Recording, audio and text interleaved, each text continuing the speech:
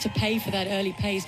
But the chasers aren't running hugely quick. I mean, we have, for some reason, have not had a split come up for Evans Chebet. Abdi Nagay has dropped back further. He's run 15:35 for his last case, so still lost another 10 seconds on Do Nascimento. Chebet is obviously way ahead of that, so I think he will have closed that gap a little bit. But you're right, there's not a lot of space to play with, and it's not like the wheels are completely coming off for Do Nascimento. He's just starting to pay for that pace, as we knew he would do, but he's still holding it together at this point, and that's tough for Evans Chebet now on his own. No help around him to work with and to try and work together to work back towards Do Nascimento. He's chasing on his own. Yeah, I was trying to look at the street signs as they go through past 84th Street, and as Do Nascimento, and then, you know, Chebet, you see him go by an intersection. You're looking at the street sign and saying he's about maybe 10 blocks, the short blocks here in New York City, as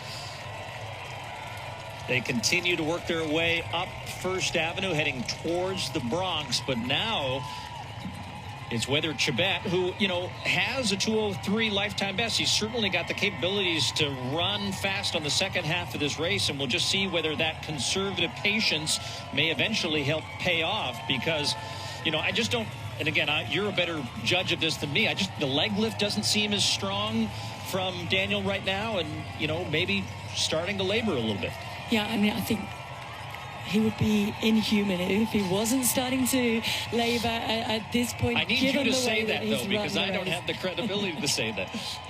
Anybody would be feeling it at this point, and that has to start to come into play. But what he can't afford to do now is start with the why did I do that? And he can't start remonstrating with himself for having overcommitted, and he has to just hold it together now. It is what it is, and he has to keep it going towards the finish of this race and hope that he's done enough damage to the runners back down the roads behind him to impede their efforts in trying to chase him down now. And they both look tired when you see them looking side by side there. For sure, Chebet is a little bit fresher. He's got a little bit more bounce there. There's a little bit more pep in his stride, whereas Do Nascimento, for sure, yeah, the heel pickup is not the same as it was. And perhaps also the strides forward in shoes are also coming into play here, because one of the biggest impacts, when we talk about the technological improvements in the shoes, the biggest thing for me is the fact that you get to 35 kilometers